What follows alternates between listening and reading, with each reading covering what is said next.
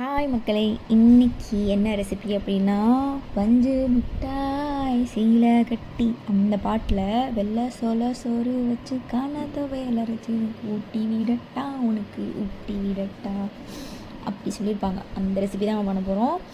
வெள்ளை சோள சோறும் காணத்துவையலும் பண்ண போகிறோம். காணத்துவையல் பண்ணுறதுக்கு ஒரு கடாயில் எண்ணெய் விட்டு அதில் கடலைப்பருப்பு உளுந்தம்பருப்பு போட்டு கொஞ்சம் வதக்கிட்டு அது கூட மிளகு சீரகம் கால் ஸ்பூன் போட்டிங்கன்னா போதும். அது கூட ஒரு 4 வரமிளகா காரத்துக்கு ஏற்ற மாதிரி ஆட் பண்ணிக்கோங்க. பெருங்காயம் ஒரு பிஞ்ச் போட்டுக்கோங்க.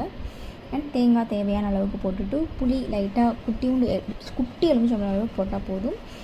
அதுக்கப்புறம் கொள்ளு பருப்பு வேக வச்சதை எடுத்து போட்டுக்கோங்க. எல்லாத்தையும் வதக்கி அரைச்சோம் எடுத்தோன்னா நம்மளோட காணத்துவையல் ரெடி. கூடவே சோள சோறும் காணத்துவையில் லைட்டாக கொஞ்சோண்டு நல்லெண்ணெய் விட்டு பிசைஞ்சு சாப்பிட்டீங்க அப்படின்னா ரொம்பவே ஹெல்த்தியான சத்தான ஒரு ரெசிபி. குழந்தைங்கள்லேருந்து பெரியவங்க வரைக்கும் யாருனாலும் சாப்பிட்லாம். கண்டிப்பாக ட்ரை பண்ணி பாருங்கள். அருமையாக இருந்துச்சு. உங்களுக்கும் கண்டிப்பாக பிடிக்கும். தேங்க்யூ ஃபார் வாட்சிங். Like, share and subscribe.